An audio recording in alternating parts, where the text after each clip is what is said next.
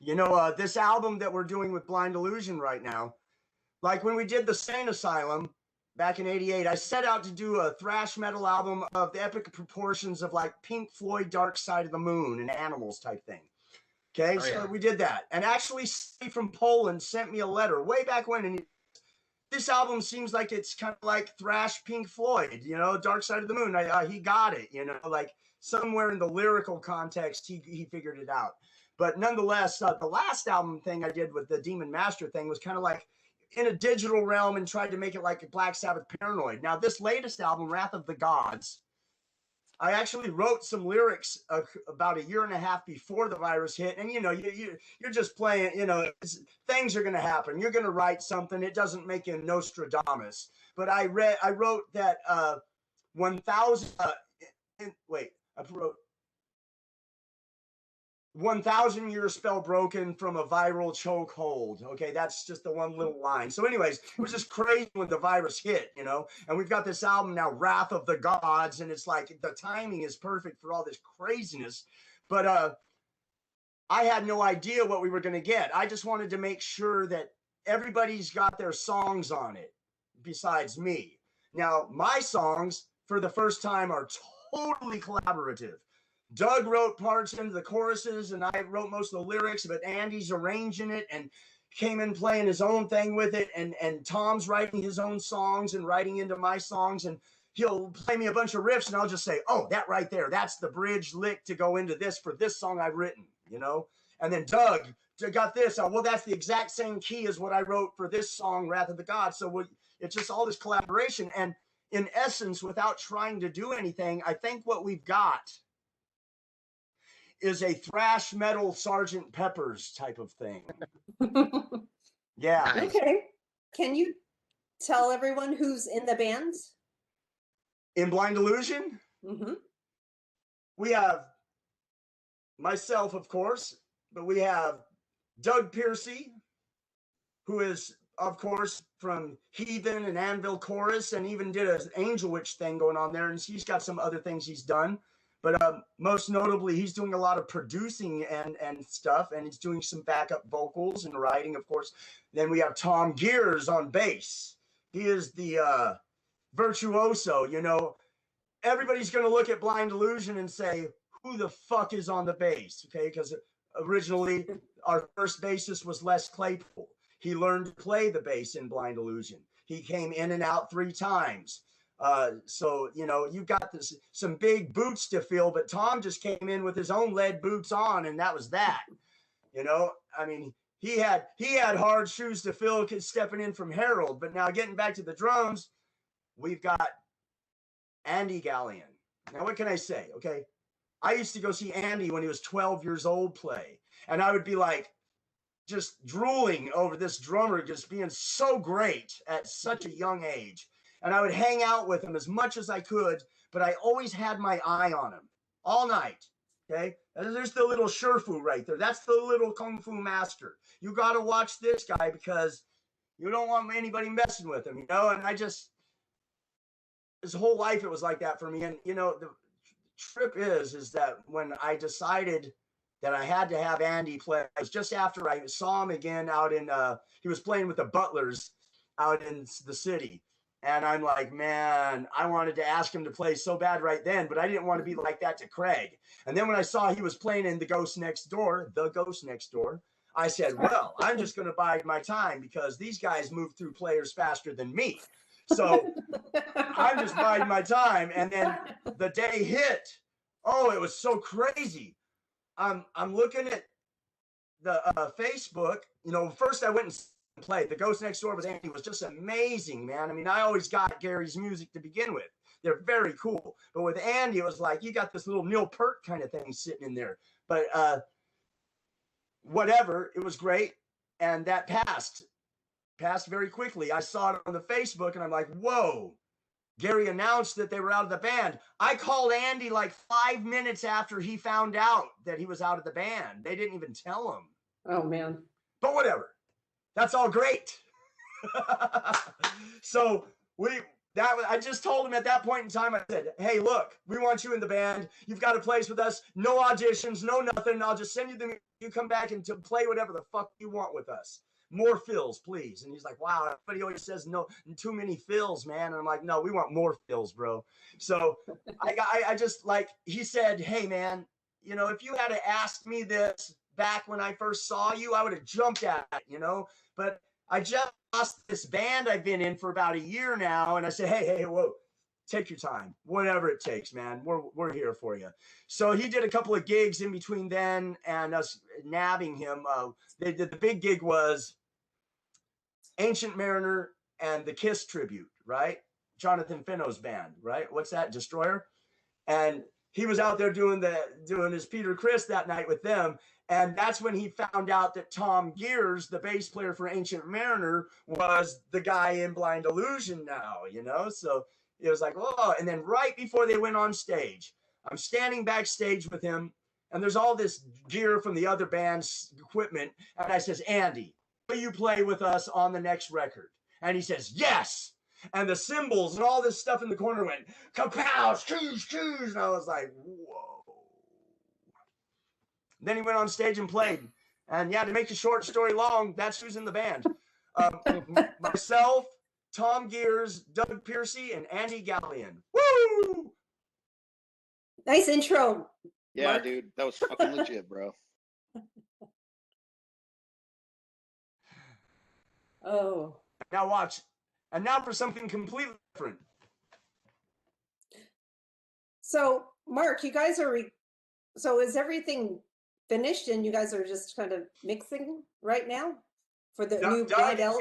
Doug and Damien are mixing the D&D, okay? So here's what's going on. It's like, I don't even have to hear it. I know they've got it. They've got the sound. Doug has been with this thing since it was just an infinitesimal click track with me playing the rhythm. I mean, it's just amazing. You know, in this present age of darkness, okay, we had to record like Steely Dan. So not are we only the Sgt. Peppers of this thing, we've got this Steely Dan thing going.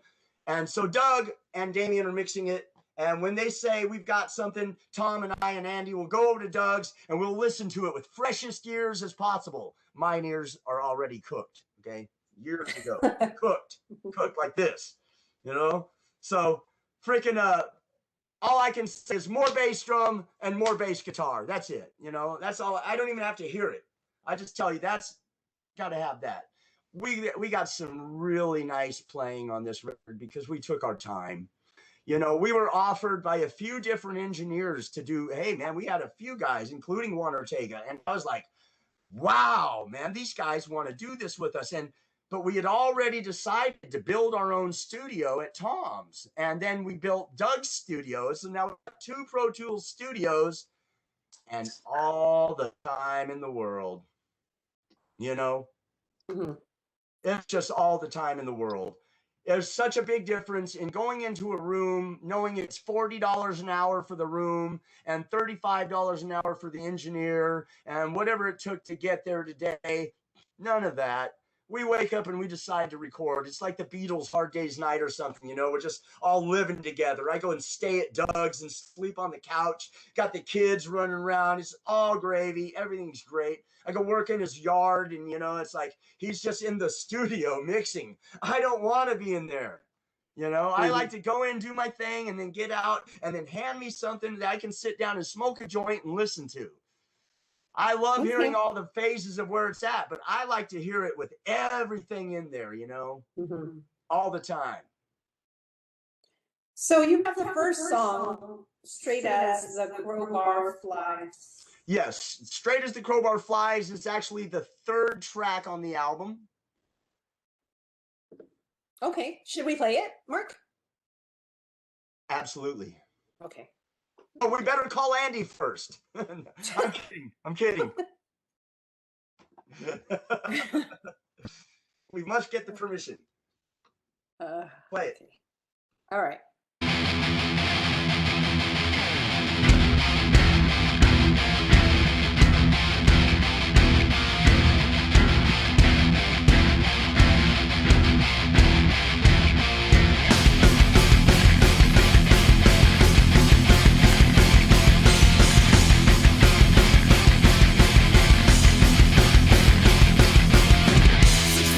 my astral projection, I witness my rebirth at every return inspection. As the goddess breathes life in every orifice and pore, I re-enter my body and I live once more.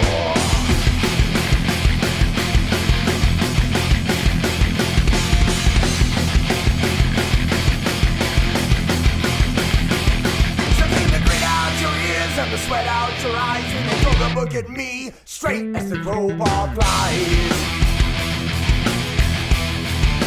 Straight as the crowbar flies. Straight as the crowbar flies.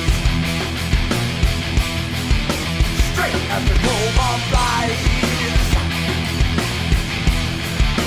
Straight as the crowbar flies.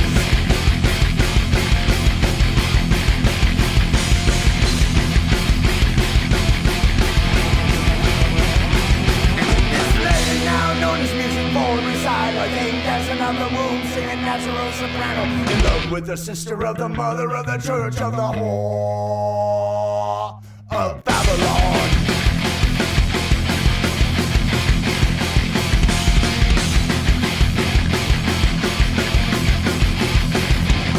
So take the grit out your ears and the sweat out your eyes when they throw the book at me, straight as the crowbar flies. Straight as the crowbar flies. Straight as the crowbar flies. Straight as the crowbar flies. Straight as the crowbar flies. Straight as the crowbar flies.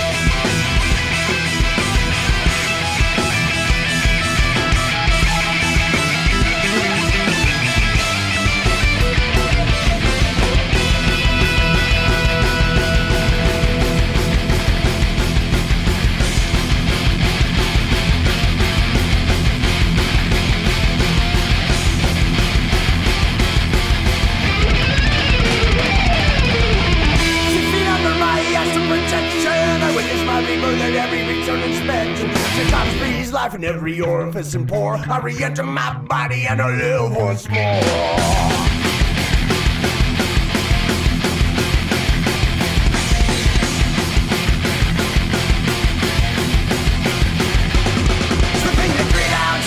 And the sweat out your eyes when they throw the book at me, straight as the crowbar flies.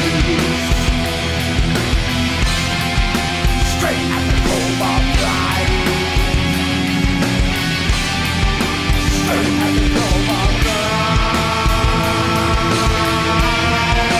Straight as the crowbar flies. Straight as the crowbar flies.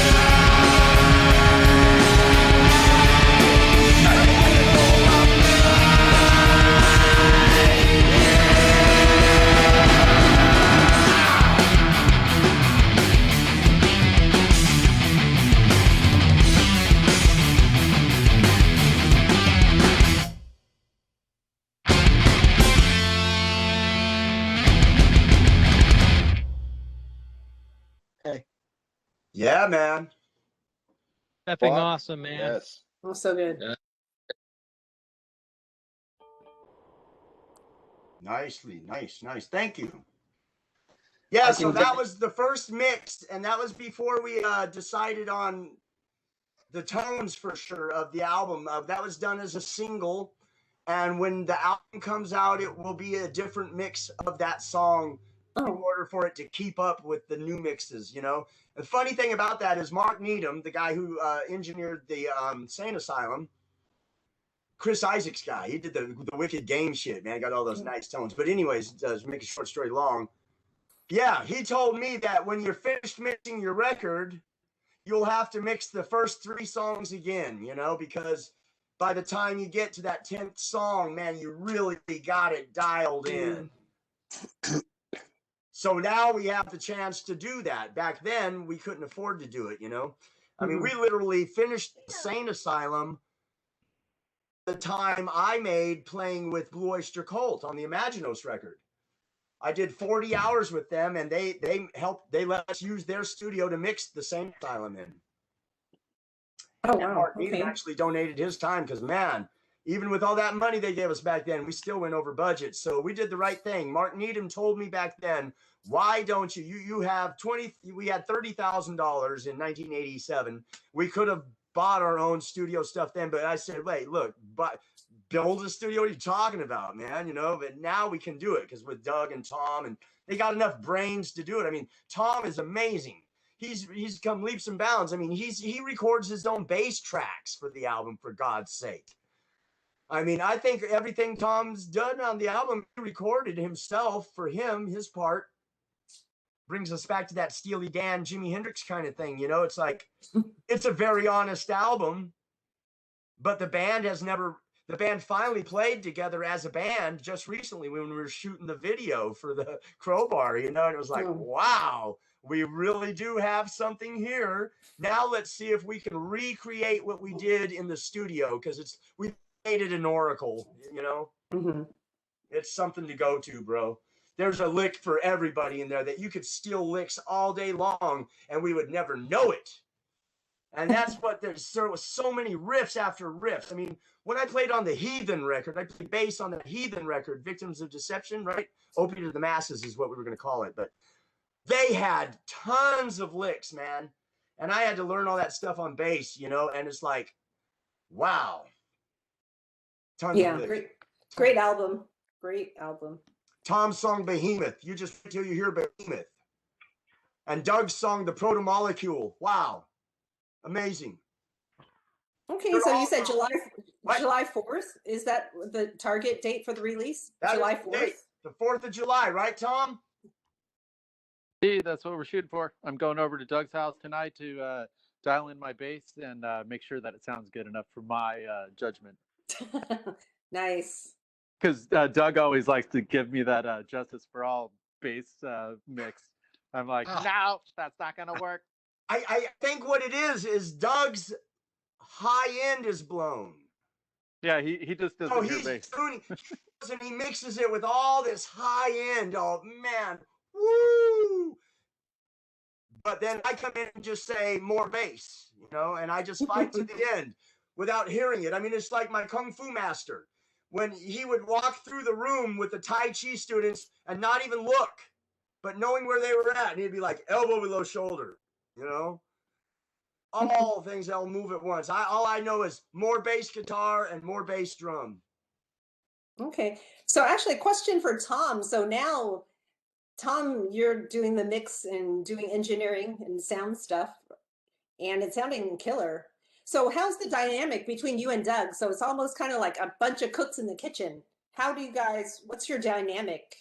Yeah, pretty much, you know, I'll defer to those guys because they have a lot more experience, and then I'll do my stuff. I definitely make sure I control the bass, and then I kind of learn from them, which has been really helpful for me, because after building the studio out, I started taking on other bands. I took on Jesus Crisis, and now you played some of the stuff that I actually engineered all that earlier. Amazing, really great. It's been fun to do that kind of stuff because I'm actually not in the band, so I don't have to worry about the bass part or anything. I can just focus on making sure everything sounds amazing. Mhm. And that's cool. And with the Blind Illusion project, I get to learn from Damien, who's a master, and Doug, who's been doing it for so many years. The only thing I can say is sometimes when Doug's behind the board, I'm like, I want to get back there, because I feel like I do it like faster. But that, faster isn't always better. Right. Sometimes it drives me crazy. I'm just like, no, the knob is over there. Right. That's why I wanted to know, because now you know a lot of stuff. So which is almost a curse in a way, right? Because Yeah. Oh, it drives you crazy sometimes. exactly. But I know the pecking order, so I'm good with it. Well, you know. and might I add, I did a stint a few years back as an engineer, learning all the things I learned. I just put on. I was working with Audacity, and I actually mixed the 1979 record on Audacity myself, because Harold had it transferred from the real tapes to disc for me. And I have sworn off engineering. I will never engineer again. So I think it's just great that Tom spends all his time, man. He's got all this time, and he's doing it. He's got thousands of hours in behind the board already. And that's all it takes is time. And it's been pretty lucky getting some really good projects to work with too. JJ Savage. Yeah, I got to work with JJ Savage, incredible player, really great pop rock stuff. I don't know if you know him. No, I don't. Andy actually brought that project, because Andy and Mike Butler, the bass player, play in that project. Okay. And they got to do a tracking over, and he's just so much fun to work with, JJ. East Coast. And yeah, he's a total East Coaster. He's great. But and then with Jesus Crisis, and then we got these kids in there too, and we got to finish that project up. Plague. Yeah. So that was fun, but it was kind of nice to let some projects fade off, because once you do the tracking, you're in for another 100 or 200 hours of the mixing. You're like, oh, it's not just one weekend; it's going to be months. Right. Yeah. No, we were playing. I think, were you on when we played the Murder in the Front Row, or we played that? Yeah, I got the second half of it. Oh yeah, no, fantastic, just great job, and it's kudos to Harold for great lyrics. It just makes you smile. It sounds great. The bass sounds amazing. It's so funny when you're sitting there. We're down in the studio, and he'll have like a paper bag out, and he'll just be writing, and then he'll have this like really cool. He's got really great handwriting and very almost like cartoonish looking, just really cool things. And just coming up with all those lyrics on the fly a lot of the time. And we'll be sitting there. We'll stay in the studio until 4 a.m, just trying a bunch of different ideas so we can cut and paste them however we want. Just a font of ideas for sure. And some of the ideas weren't discussed with the rest of the band until later. So we have the Secret Harold album that has all of his really funny stuff, and then the Jesus Crisis album that comes out. Oh yeah, he was talking about wanting to do something kind of like a Weird Harold. Yeah, exactly. It's like Weird Harold, totally. There's a hilarious picture of Harold dressed like Weird Al too. He's got like the Hawaiian shirt on and the glasses and the wig. Yes. My phone is literally about to die, so if I drop off, that's why. Okay, thank you, Tom. Thank you, Tom. Thanks for having me. Thank you, guys. Yeah, thank you. Thank you, Mark. Did you have anything else to add? I think we're going to move to John. Well, other than the fact that we've got about 5 different compilations that we're on, I covered it, right? There's the Metal Allegiance or something that Blind Sun is on with David White from Heathen singing. Oh, which, of course, now let me say quick, the Blind Illusion 1979 that will be coming out on my birthday is David White on vocals, myself on guitar, Chris Olsen on bass, and Brett Hearn, the drummer, from the Primus legends of Kern the Butter Churn, Strike a Match, and Watch It Burn. Brett Hearn is Kern. We were all 16 years old, though, and that's enough of that. So that's all I got to say. Okay. Well, thank you. Except for what? Long live Tom Hunting. Yes. So keep us posted on those projects or the tribute shows or fundraisers or whatever it's going to happen. We got tons of stuff coming. It'll all be on Facebook. You know how we do it. Yep, I do. Right on. All right. Okay, well, thank you so you much for having me. I'm going to sign off now. Okay. See all you guys later.